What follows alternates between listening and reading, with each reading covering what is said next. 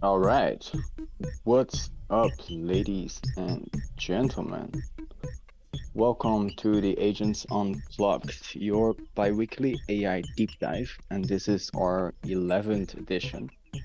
My name is Yannick. I am the founder and acting CEO of Swarm Network, and you all know about us. If you don't know about us, head over to swarmnetwork.ai. We are on the edge of innovation in terms of trying to create a more reliable internet.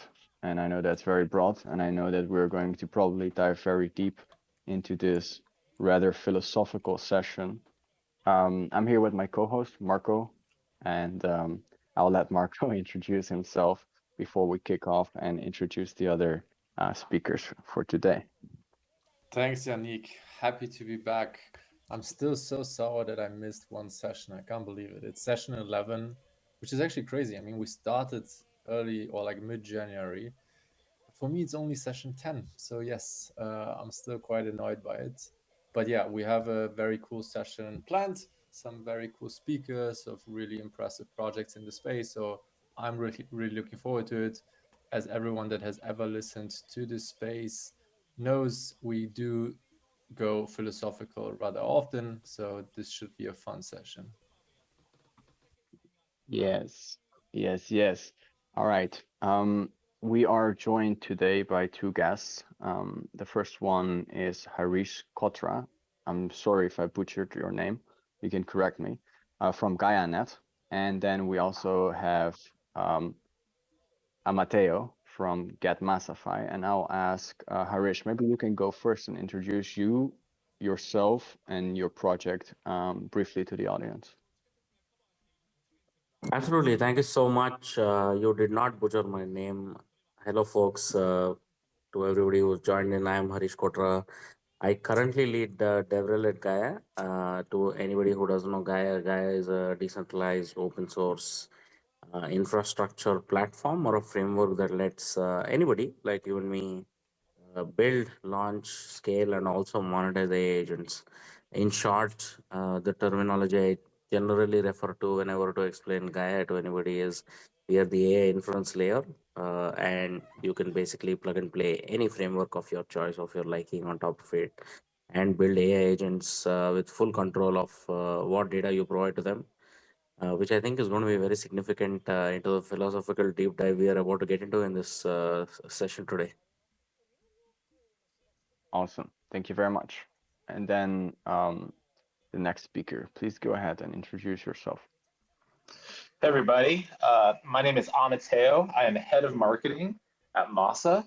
Um, been in the crypto industry for over 7 years, building in the space. And here at Masa, our specialty is really providing data for AI. We help AI builders and even people who are creators and using AI tools scrape data from anywhere at any time and get real-time data and data sets on demand. All the data that we run through our system is powered by a subnet on the BitTensor network. So maybe you guys are familiar with BitTensor, but we've been building in BitTensor for a little while now and have a TEE powered subnet that really just means that we're providing trusted, reliable, and highly scalable data for AI agents and applications for a whole host of use cases. So stoked to dive in and wax philosophical with you guys. Also, I have a question right off the bat, Amateo. Could you briefly explain like how these BitTensor subnets work? Because like I guess a lot Mhm. of people in the space, like last time I mentioned something regarding BitTensor, and within our community there were some people asking about like how that worked, and yeah, maybe you can just like give a quick rundown, like what is a subnet and why are you a subnet? Yeah, it's a great question. So Um, the easiest way to describe BitTensor is actually compare it to Bitcoin. So not just in its tokenomics, even though it's very similar, but on Bitcoin you have a kind of army of decentralized miners all over the world who are all competing and running mining operations, turning essentially electricity into value by competing to process transactions on the Bitcoin network. And those miners are then receive rewards for the processing of the ledger on the Bitcoin network, right? Many of you guys are familiar with that. On BitTensor, it is kind of a similar model, but a different function. So each subnet on BitTensor is providing a different function in the AI stack. Some of them are inference, some of them are compute, some of them are data, some of them are more unique use cases like prediction markets, protein folding. So we have both AI applications as well as the fundamental infrastructure used to power AI. What makes BitTensor unique is the way that rewards are distributed. So BitTensor, similar to Bitcoin, has a halving cycle and has 21 million tokens. So there's a built-in scarcity to the protocol. And um, when rewards come and get distributed through BitTensor, they are distributed to validators and miners who are performing the actual functions for the subnets. So I'll just make that a bit simpler.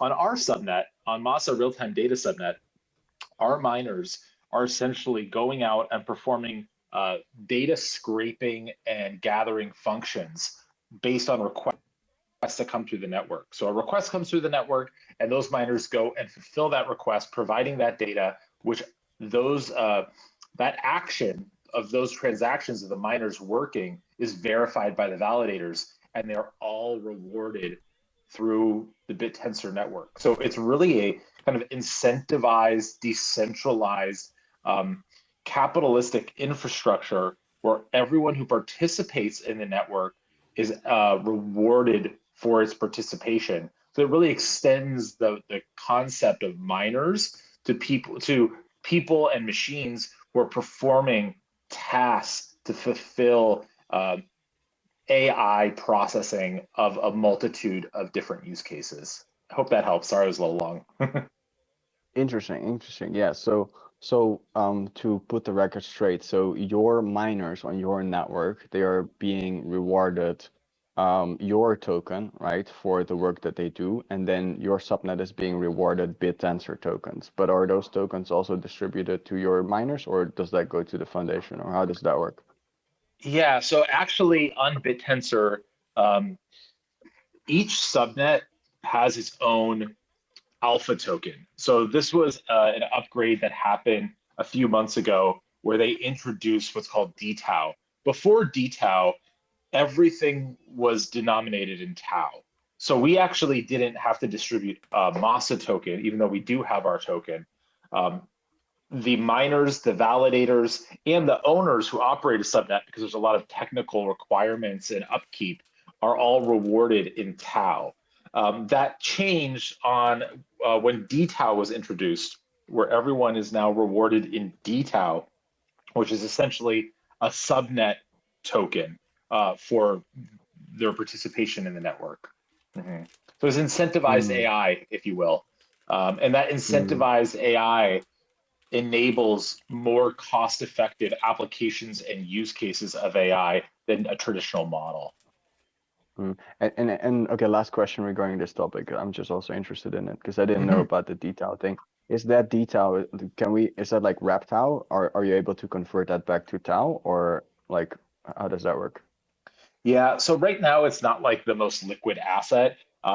So basically, DTAU is each DTAU token is representative of each subnet. So it is Oh, right. only Okay. and it's only fungible back into tau. So um, the idea is to create kind of its own little economic engine, which within each subnet, but you convert them in and out of tau. So it Mm, goes up or down against tau.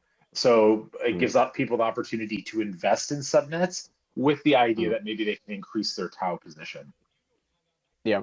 So yeah, the reason why I also want to bring this up is because I also want to connect this for our audience to and our community to like drawing a similarity between BitTensor and what we're trying to do. But what we're trying to do is we will allow swarms of agents which are going to be distributed and owned by the community, serving the core purpose of getting our world closer to truth. You can see it as if, like for example, yeah, we have a swarm right now. It's called the Truth Swarm, which is powering Roll Up News, which essentially takes claims and tries to validate those claims or falsify those claims using like a large distributed agentic neural networks, which are swarms essentially. Each swarm can have its own token, but that own token will be, kind of like nested within this larger structure, which is powered by our native token, right? So you can have your own token, which is then like the liquidity and the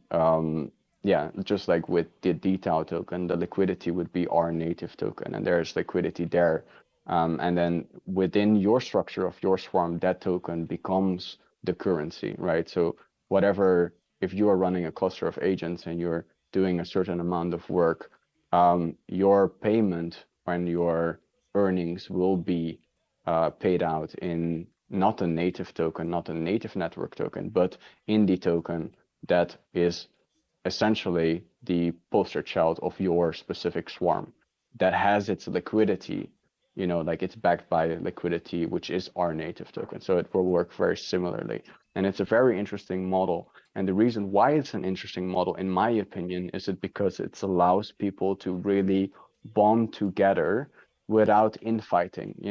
It's not like, it's kind of like, I don't know, it's kind of like having a club, like, and each, like a club and sub clubs and all those clubs, they're kind of like working adjacent and kind of reinforcing each other. That's kind of how I look at BitTensor, and I think that's a very nice thing because you look at other networks. For example, you have an L1 and then you build L2s on top of that, and there's a lot of competition and there's a lot of hostility towards each other because you're not kind of like working towards this common goal, right? And the beauty about BitTensor and what I think is the beauty about us as well is like we're very hyper focused on a very specific outcome.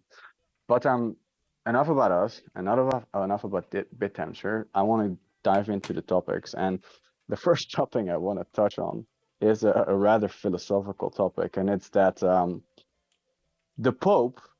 I believe we have a new Pope, right? Is that correct? The new Yep. Pope just got Yes, elected the a American while guy. ago, right?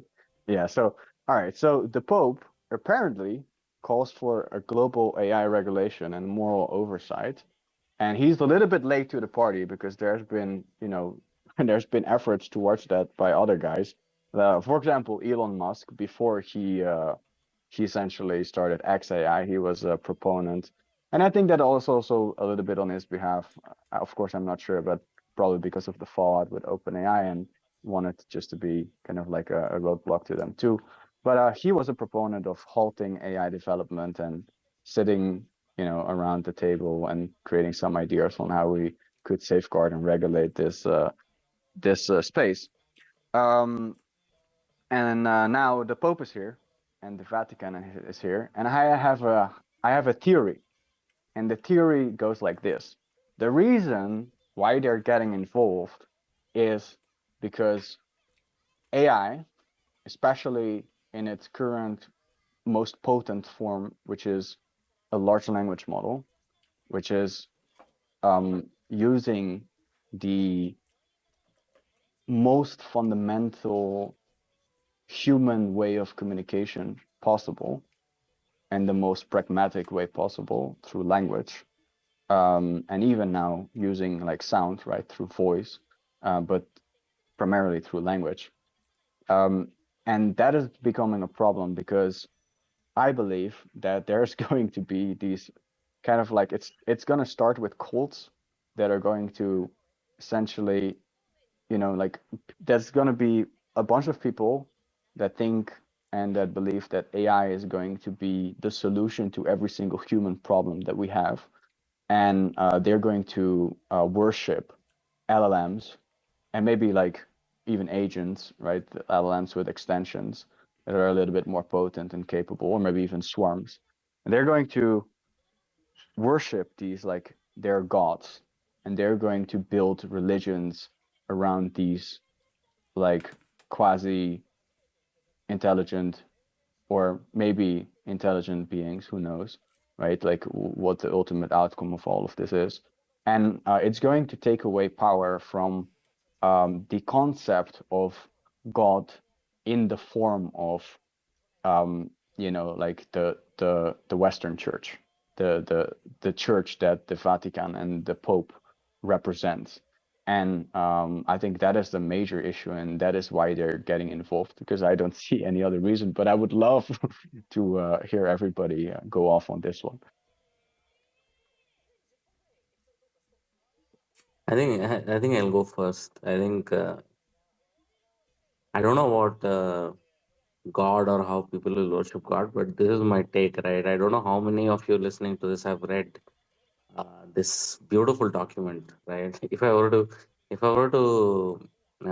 give it a name, I think it should be called "When the Pope Slides into AI's DMs," because I personally love the document itself because uh, it uses a Latin term, I think, to name the document, and then there's something beautifully poetic about it, right? Because an institution still is using Latin to address the most cutting edge technology of our time.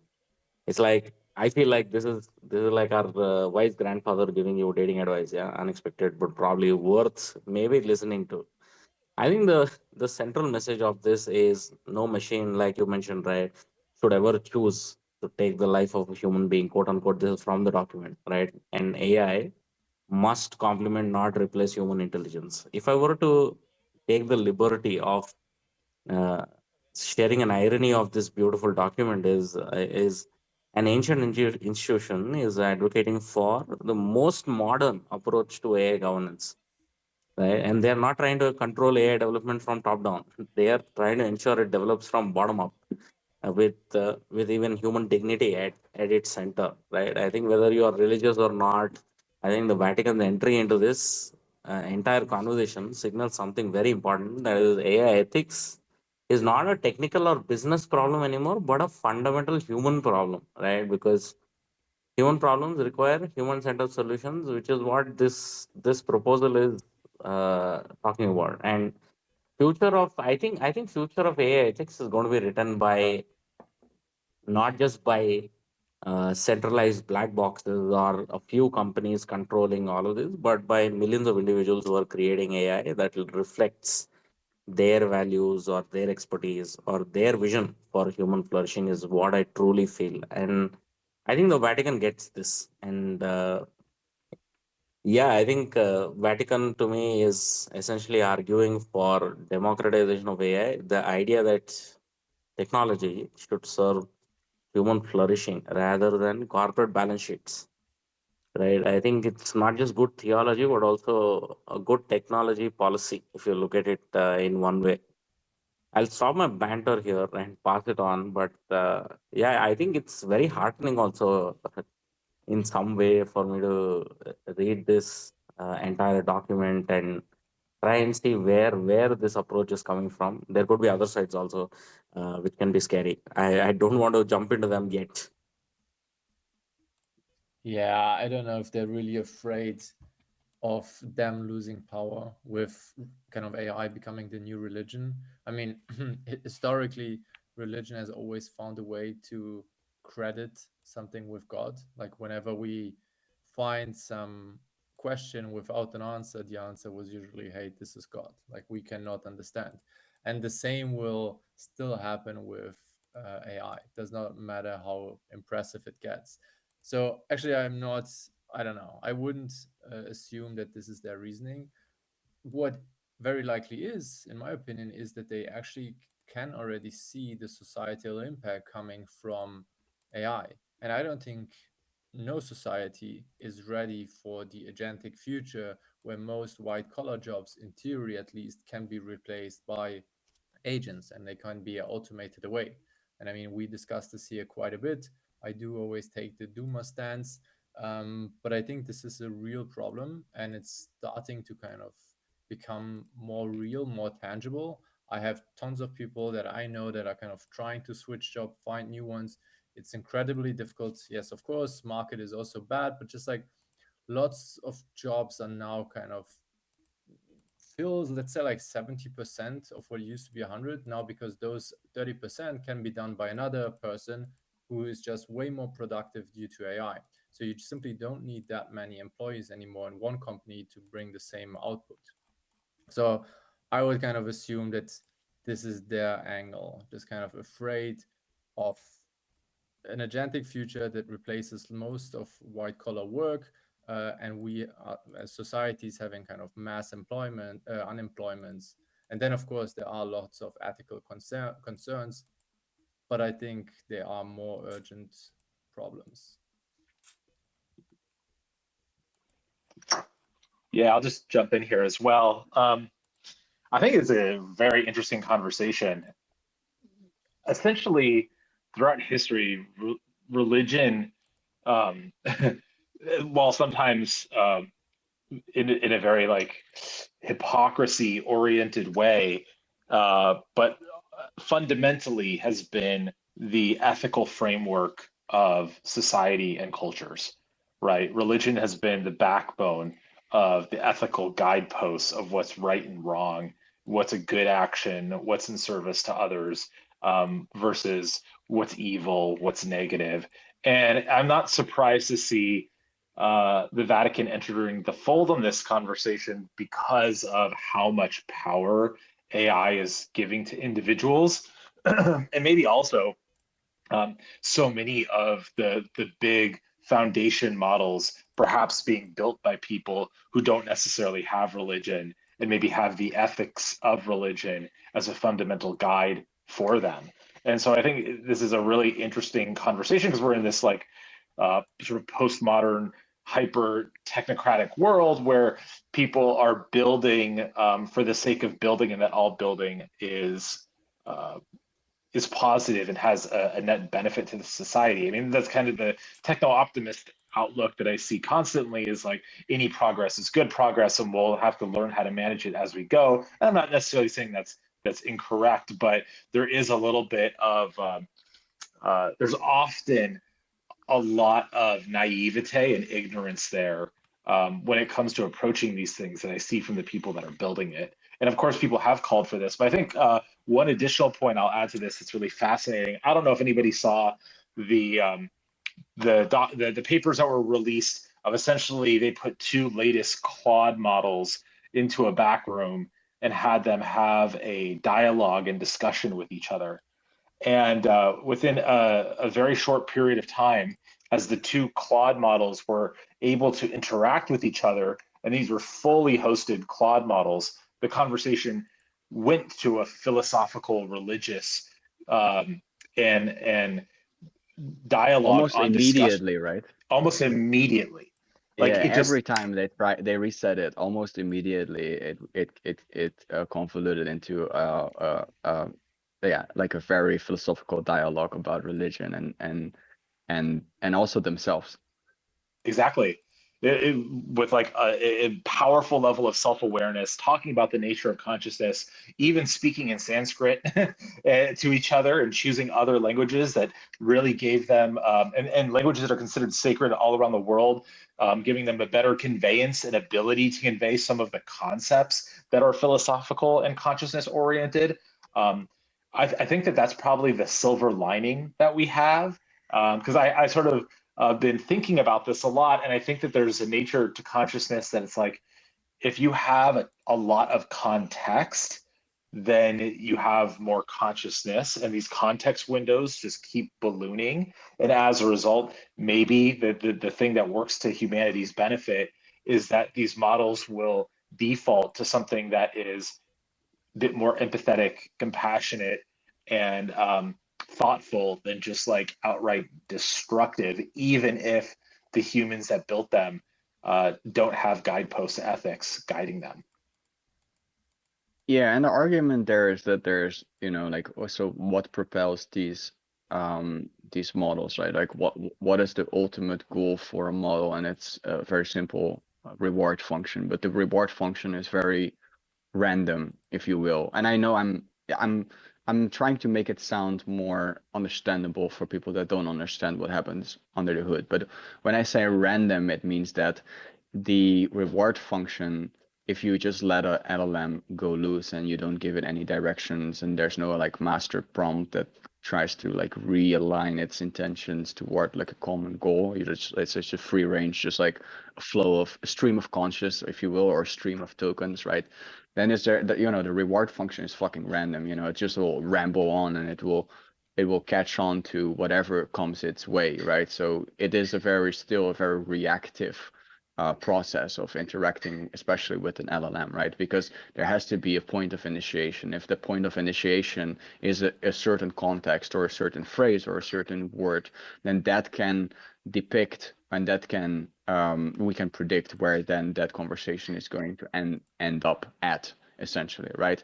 But then you have all of these arguments which are regarding like autonomy and control and human judgment. So there's so many arguments here that say, for example, okay, well, these AI systems, they're going to become more autonomous, and then there is going to be a couple of questions that arise, right? So the first question is like, to to what extent are we going to allow the loss of human control over critical decisions in things like businesses and in things like autonomous vehicles, or in things like military drones, or in things like AML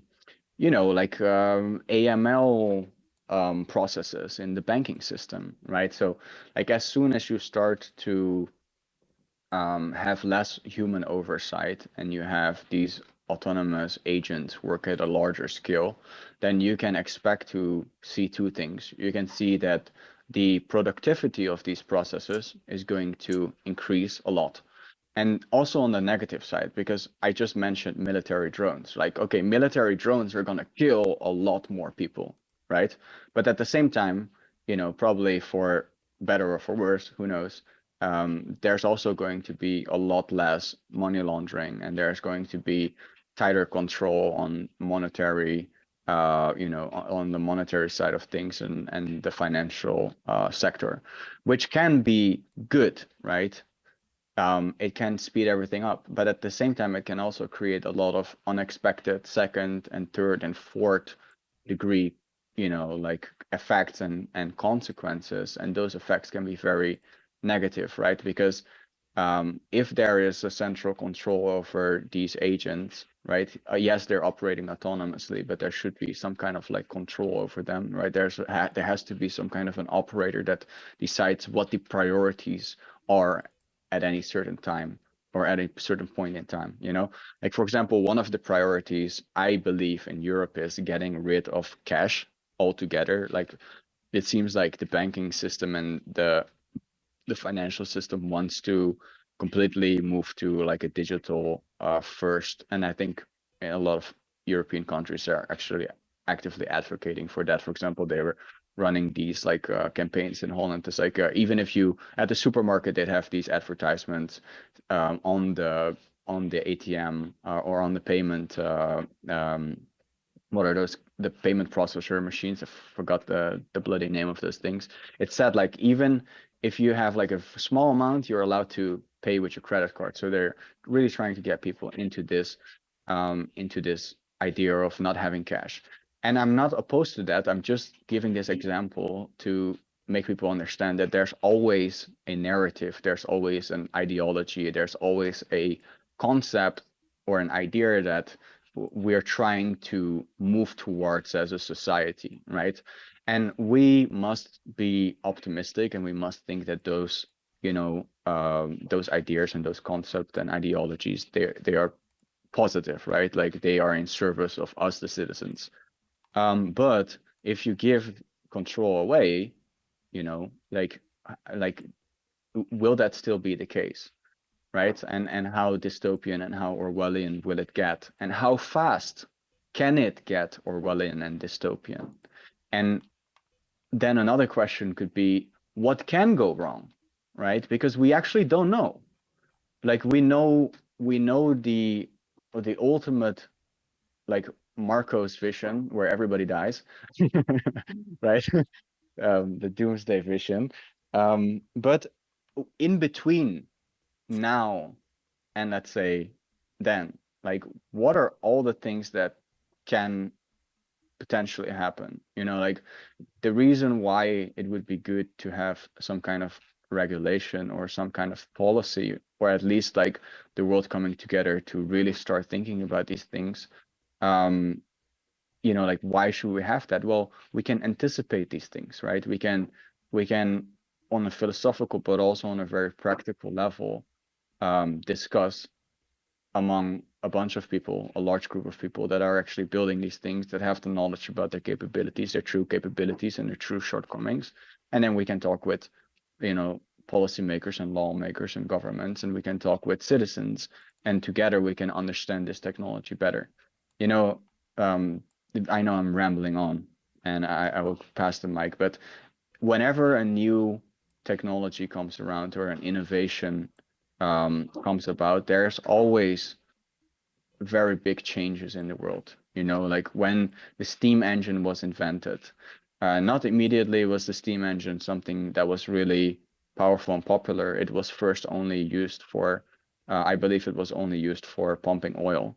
And then eventually, like one smart guy came about and he said, hey, why don't we use these steam engines to power machinery? And then, from there on out, it was like, why don't we use the steam engine to whatever, create like clothing factories, and use these steam engines to power vehicles and so on. Like there was always this process of proliferation and acceleration, and through that process a lot of people died and a lot of people lost their jobs, and the world changed, and the world will change because of AI. So is regulation bad? I don't think it's bad. And the reason why I also bring up these, like arguments is because I like to go around too. I don't think that the Vatican or that the Pope is really too concerned about losing power, although they secretly are. But like there's a important conversation to be had. So let's extend the debate. And I would like to know whether Marco has anything to say about this. Yeah, I just want to go back to the start because I don't get the fascination of leaving models to it and then they quickly talk about religion and consciousness or sentience. I mean, rationally, it's explainable, right? It's both topics are incredibly overrepresented in the data. There is lots of value assigned to those topics, so those tokens are weighted quite heavily, and they actually pass all the filters. I don't think any provider has a filter for, hey, please don't talk about religion, please don't talk about consciousness. I think honestly, if we would have these models without any kind of system prompts besides like, hey, be a response agent, they would just be talking about porn or something. Like I just think this is the most common topic in the internet, and they just can't because it's part of the filters. I wonder also what the so okay, maybe Mateo can speak on this, because this is on the data side of things, right? So these data sets and the training that these models go through depict their behavior. For example, I tried this experiment with O3 Pro, 2 instances, and they're what is it, 3.0, 4.0, 04? I forgot the latest reasoning model of OpenAI. I Yeah, put two of 3.0. I, yeah, I put two of them in a room, and all they did was just keep on thinking. There was not any word that came out of it. Um, but, yeah, so the training the training data depicts a lot regarding the behavior, and then what Marcus said, the master prompt is like how much like does the ratio matter, like how many times the word God and consciousness is said on the internet, opposed to like something else. For example, let's take two words, right? um Consciousness and give me another word. I don't know, give me something.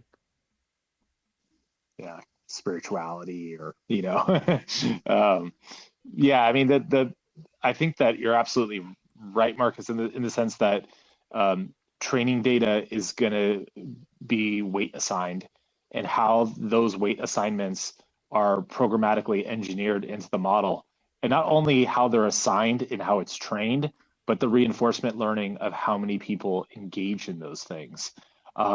Because it was two Claude models, I think that with the weight assignment that there is available in it and what Claude really specializes in, I think we'd be surprised that it wouldn't just have more conversation on kind of coding And like if I was to look at a Claude foundational model, two of them working together based on how heavily they're weighted and trained, I would expect them to have some kind of technology oriented conversation before probably a spirituality oriented conversation, and expect them to come up with some clever ideas that would blow people's mind, and that would be the nature of the story.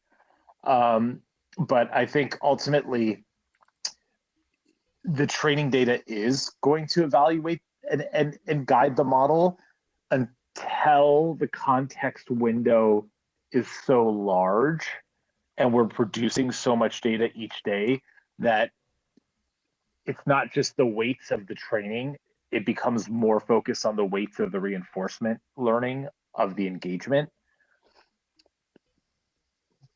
Yeah, The real question here on everything is, at what point is there enough data and enough compute where it actually deviates from just its training data and reinforcement learning to have a mind of its own, if you will, to kind of carry these things and these conversations. So was this one of those instances, or was this just it leaning on how it was built in the first place? I mean, I think that that's a philosophical question in and of itself that I don't think we necessarily have the answer to. Probably too early to say it was a deviation. yeah, I have the answer to that. We should create a subconscious LLM that will solve the conscious, like we'll have the full equation. We'll have like a conscious LLM and a subconscious one. Marco, bro, like let's go, bro. This is our moonshot. Subconscious LLM. Subconscious swarms. I'm here for that. Yeah, subconscious swarm. Yeah, no, but Marco, like to come. By the way, Harish, like feel free to jump in at any time. It's a free for all. Marco, like to get back at your like question, like why are people so obsessed with it? I think like why are people obsessed with religion and why are people obsessed with these kind of question is the proper question there, because like I literally see like the biggest headlines all the time are like like remember when that guy from Google stepped down and then he was like the whistleblower on like talking about the Google model that was like sentient. Forgot the guy's name. Lemoyne. Yeah, exactly. Yeah. So like, yeah, so like the fundamental issue with us humans is like we don't know where the fuck we came from and we don't know who the fuck we are. Like, are you your brain? Is there something more out there than me, my brain? What happens when I die? Like what happens, where was I before I was born? What was I, like these fundamental questions are actually like what, like really, really, really deep down everybody wonders and everybody potentially even like struggles with. And um yeah, that's why these things are so like so attention grabbing, and that's why people are so obsessed with it, because people want to understand if we are unique or not, like is the human conscious real?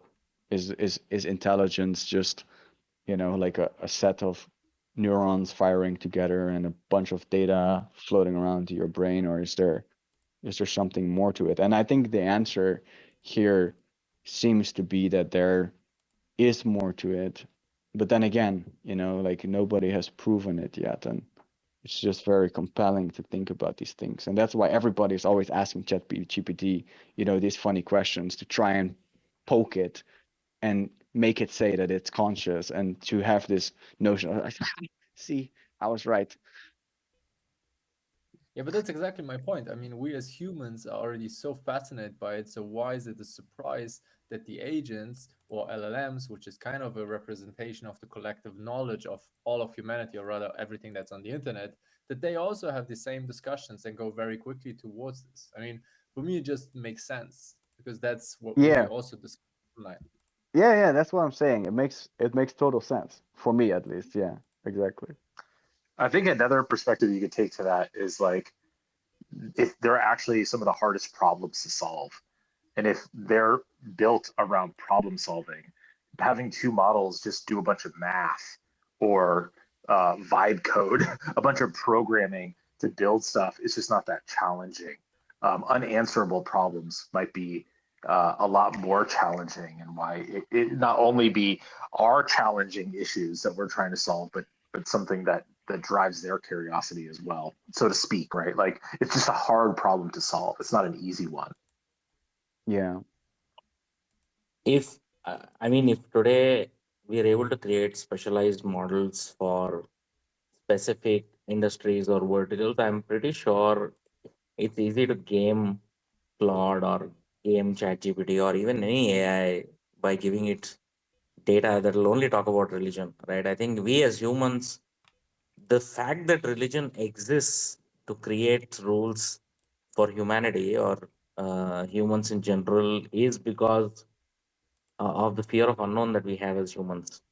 I think that's why anything that happens today in the AI space or in general with technology, humans by default get fascinated by it first or get hooked by the titles. I think the underlying deep down real reason why this document or whatever news comes out about AI is at the end of the day trying to showcase power or showing the humans that who the real boss is and how they should be controlled essentially if you really look at it, right? I think we as humans also, while some of us want to become outliers and question the system, majority want control, majority want safety, majority want simple answers and not complicated things. They want to live their life, maybe die uh, a peaceful life and not be the ones who question the system or question the authority or even go through the stress. I think that's why this exists, especially from coming from a religious organization. I think it's purely to showcase that, look, this is how it should be. We are giving you the rules, you follow it. Mm, that's very deep, bro. Yeah. Yeah. So let's switch gears here for a bit. Um, yeah, so there's this, so I'm a little bit fed up with what I see happening on Twitter, especially from like the Elon camp and kind of like his supporters. I feel like we're reducing people down um to okay, so I'm not sure how I should put this, but I feel like there's like a tendency, especially in the Western world, to kind of like look down on regular people at the moment, you know? It's like there is no respect for hardworking people anymore. And this is becoming a problem. And we can see this because, you know, like there's a lot of policies that are discriminating against like regular people working regular jobs at like whatever gas stations and this kind of stuff. And this is for me at least signals a certain kind of like perspective on or a certain zeitgeist in the top upper echelons of business. And the zeitgeist is that everybody is just a replaceable machine or a cog in the wheel. And this mentality is going to allow for the proliferation and the rapid replacement of the workforce. And we can already see that happening. You can see CEOs publicly stating and talking about, um, like replacing their whatever 3,000 call center workers with AI agents, or just laying off people en masse across the board, uh, different type of jobs that these people were doing. So, for example, the Amazon CEO, he warns against like upskilling or being automated. It's like just like an ultimatum. It's like either you become more productive and you work harder, work 80 hours, or you're going to be automated away, which is, you know, which is a problem to a certain degree, right? Because I don't see anybody in the like leadership position talking in the following manner. It's like, hey, we're going to give free education to all of our employees on how to incorporate AI into their work to become more efficient and to help the company grow even faster, so that we don't have to fire them, but so that we become like 100 times more profitable than we are right now with the same amount of workers, because we're already fucking profitable. We're making billions of dollars per year. We don't have to make that much more. But like the mentality there is it's it's twisted, right? It's like it's very pessimistic. Um it's very anti-human almost. So in my opinion, what we're gonna see is exactly what we're asking for, which is like tens of thousands of people next year just gonna lose their job one day to the other.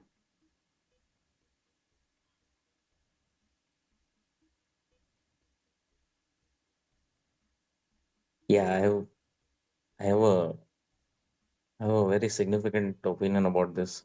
Let's address the claim from Amazon specifically, right? Because that's one that stands out to me at least. Is apparently Amazon is investing 1.2 billion dollars to retrain 300,000 employees for over 6 years, right? If you just look at the math, it's about $4,000 per person over 6 years, and this is barely enough, right, to cover a decent coding boot camp today in today's term. And Amazon is talking about transforming someone from becoming a warehouse worker to a machine learning engineer. This is like offering swimming lessons while you're already turning on the pool lights. That's how say this. And the statement about upskill or be automated feels like you, you get a you get a text from your ex saying we should just stay friends right after you've already started dating their replacement, right? It's so counterintuitive if you really think about it, because uh, what Amazon said, or Jazzy specifically, Andy Jazzy said, is we'll reduce our total corporate workforce as we get efficiency gains, while they are simultaneously promoting the $1.2 billion program, upskilling program that I'm talking about. I think this is the next level corporate multitasking, where you have fire with one hand and retrain with the other, which is absolute bollocks, right? For the lack of better word.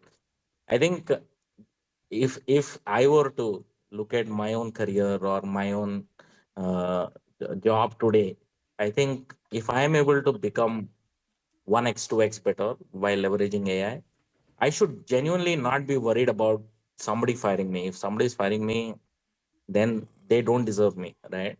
But if I'm being ignorant and not using AI or whatever new technology that we have today, I think that's you're like bound to be like gone from the job.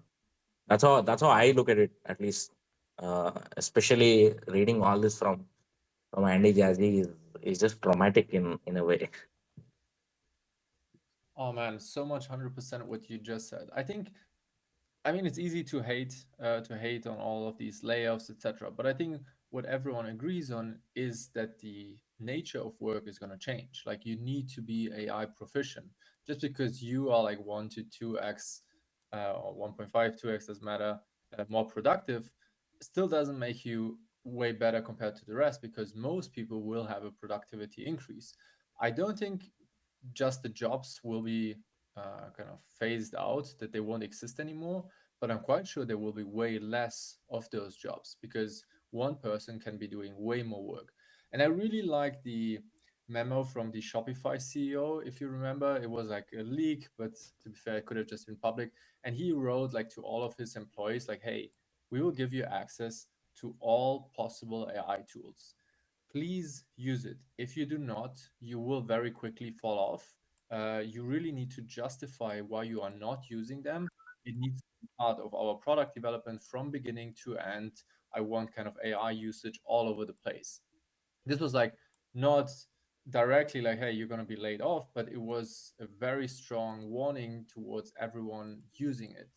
So I don't know. I mean, I'll give the mic to you, Yannick, but I would really love it if we maybe discuss a bit like more practical advice to people, because I know lots of people are thinking about this. Like, it doesn't matter what your job is, content, community, BD, even junior engineers, everyone is kind of concerned how much of my work will still be here especially if I'm just kind of in the first 3 to 5 years of my career. Yeah, go ahead, Yannick.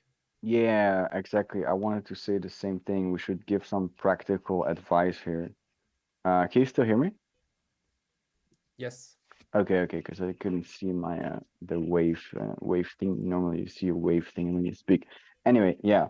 So um so it all starts with your mindset, right? So there's two options for you. The first option is like, oh fuck, I'm gonna probably lose my job, and you become super pessimistic, and you still don't use AI. And probably that says a lot about you, right?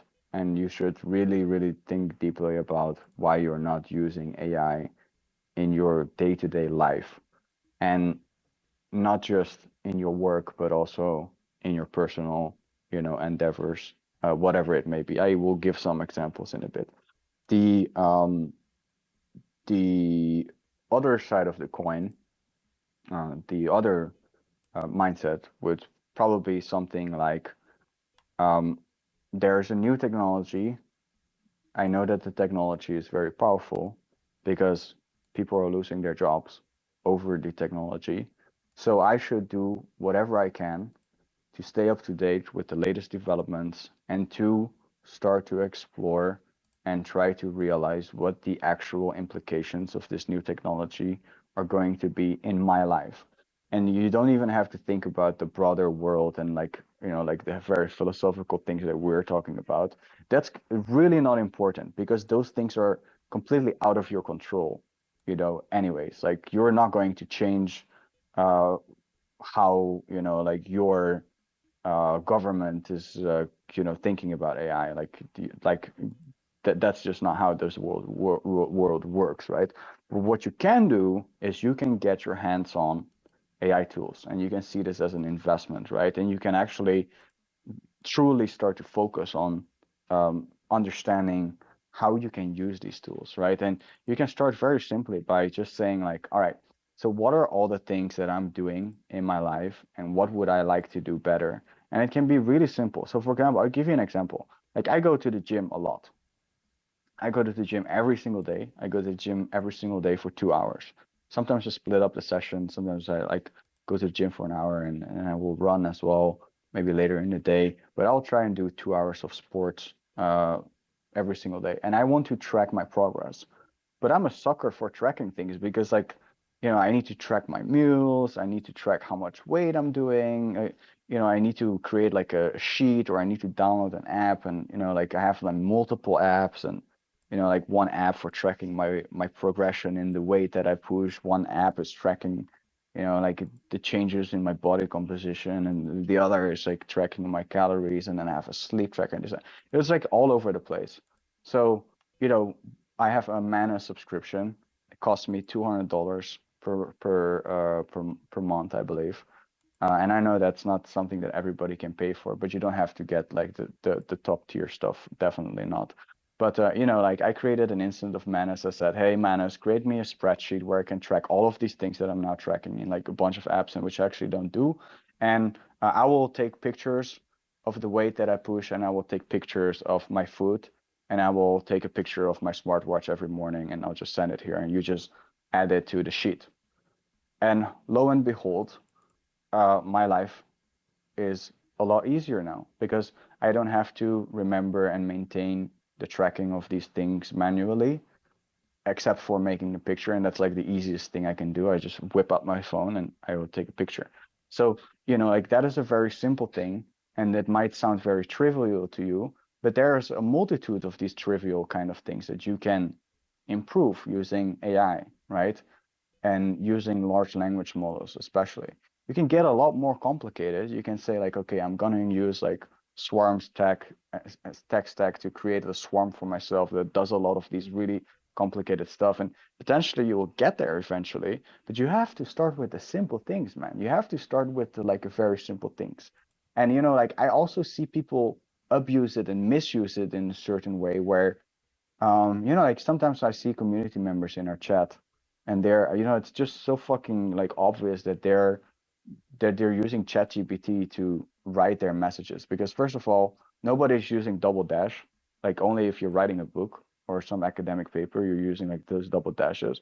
Secondly, like there's no way in the world that you have so much knowledge about every single topic that is in existence, right? And you don't have time to write like, like an essay every single time you write a message, right? So this is a perfect example of somebody that gives over their autonomy and agency to a large language model and just abuses, you know, they degrade their own um, they decrease their own intellectual effort and their own agency through over relying on just, like they're just using this large language model to try and gain status or recognition or try and like just like get over with it, like for example, another way where how you could like abuse or misuse a large language model is like, let's say you have a very complicated task where you have to write a lot,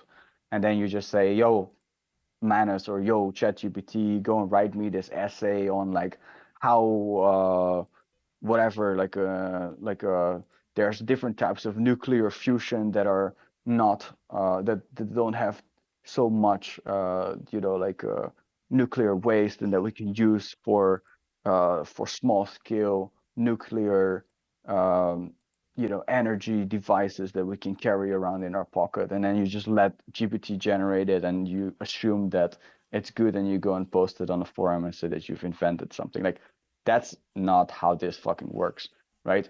I always tell my employees one thing is really important to remember, which is you must be the conductor. You are the author. You are the mind that is using the tool.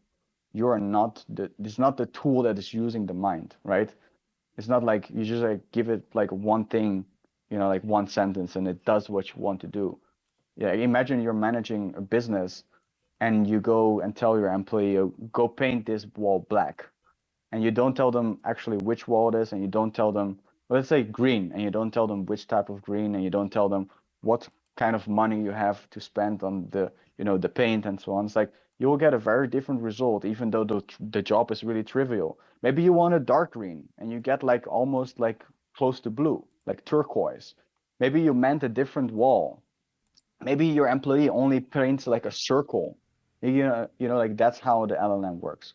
So you are the conductor. You are the person that has the agency, and you need to maintain that agency, right? So it's like just write down like what are the things that you can improve using large language models, and especially like these Manus type agentic like powerhouses. Like holy shit, it's powerful. Yeah, and Matteo, go ahead. Yeah, I thought that was a really insightful commentary because there was a paper that was released recently that I really just agreed with because of this, because of the AI tooling is becoming not only so sophisticated, but so accessible and so much easier to use. The skill gap to some extent is closing for a whole base layer of using AI tools, not the super sophisticated stuff. That's widening, right? If you are like able to go in and engineer a bunch of swarms to automate a bunch of tasks, that's still very sophisticated. But the base layer of the skill gap is actually closing due to the AI tools. And that means that it's not just how skilled you are in using the tools, it is your agency in doing it. It's the agency of going into the tools, actually learning them and putting them to work and putting them in motion. It's the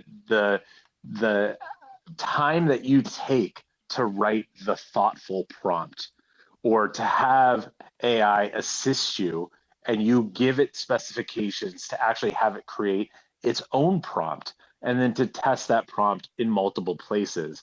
It's the time you take not to just kind of shoot the shit with AI, even though that's important and is a practice we should all be undertaking, using AI instead of search and sort of going down the rabbit hole versus just taking things at face value. It depends on what your skill set is. Building a little AI workflow around that skill set so that you can exercise your agency in whatever specialty it is. Maybe it's trading, maybe it's research, maybe it's writing, maybe it's leadership, and maybe it's building, maybe it's systems management. Whatever that is, it's really important to actually use the tools and exercise your agency in doing so.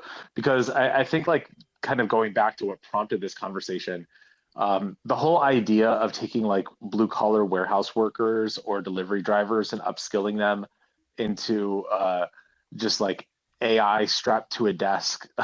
It's taking the gig economy and then like and blue collar work, and then expecting to just put them behind a computer and upskill them into building AI workflows that are just going to automate tasks is just like actually quite like condescending to their entire workforce. And it's that old learn to code mantra that just really didn't work. And what we actually saw on the other side of that was the gig economy, where people were like, no, I'm not going to do that. I'm going to still just do things that are a bit more tactile because that's just not my strength. So, but I do think for the people who have the opportunity to upskill their utilization of these tools, it's really important to exercise your agency in doing so, because that's what's going to actually put you the cut above, right? Like, I've got several friends who are looking for jobs right now, and they have good technical know-how. My advice to them is learn how to really maximize the AI tools, because then when you sit down to have that interview or you go in for that opportunity, you can position yourself as not being only AI proficient, but actually being able to do the work of many. And you're just going to land that role in a way that someone who doesn't have those skill sets isn't going to. So I do think there's going to be new jobs created. I think there's going to still be the nature of work is going to change a little bit, but I think we might see some reemergence of some more wholesome jobs, at least in the next 10, 20 years, that gets people back doing physical things just because there's a human desire to do it. Yeah, And go ahead, I Marco. just want to leave 2 cents. Sorry, and I know we're already over time. I actually think if you're a blue collar worker, lucky you. I would love to be able to do something with my hands and not be reliant on a job that's based on me working online. Like, I think we should be doing more downskilling, to be honest. I mean, we've had a gap for quite a while in like apprenticeships, etc., and we really need those people, and those are going to be safer from automation than us for quite a long time. I think until robotics catches up, we still have like a decade or more. I wouldn't be so sure about that. I've just seen a autonomous robot boxing match. That was fucking wild. Yeah, I know. Those are nice. But I mean, Yeah, until we have a but robot that can be your chef in the kitchen, come on. yeah, yeah. No, I feel you. I feel you. Yes, and there's always I think this human touch. Go ahead, Amateo.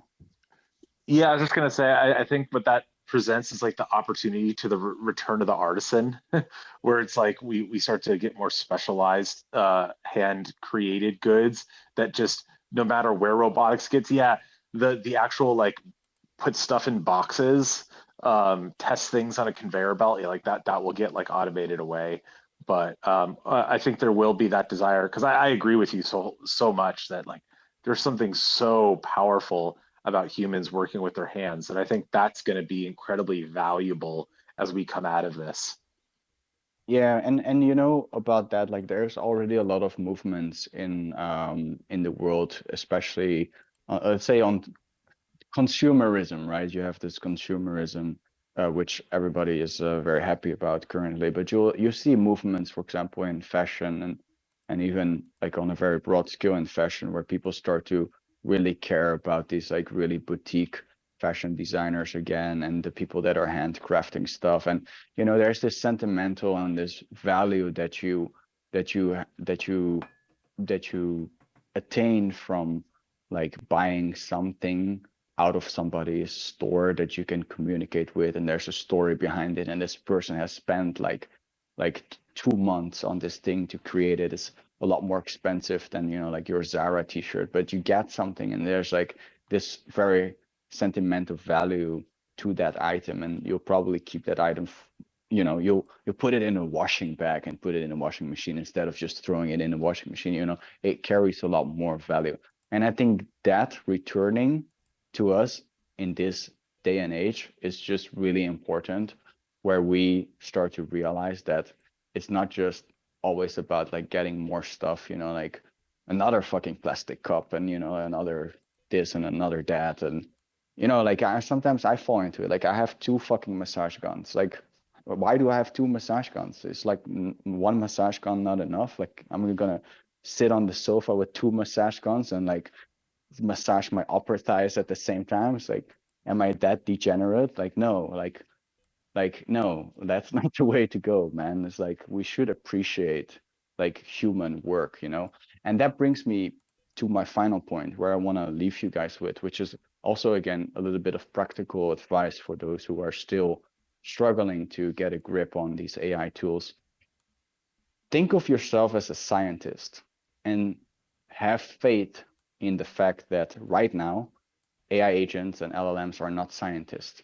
Like you don't hear AI agents inventing and discovering new elements and creating new, ways to generate energy and like, like have like a anti-gravity technology and so on, right? Like there's very little scientific breakthrough that is happening because you as a human, you're a scientist, you are a problem solver, you are a creative thinker, and there's something more to you than just, you just a bunch of things that you do every day. You have the capacity to think about things that nobody else is able to think about, and you're able to then accelerate and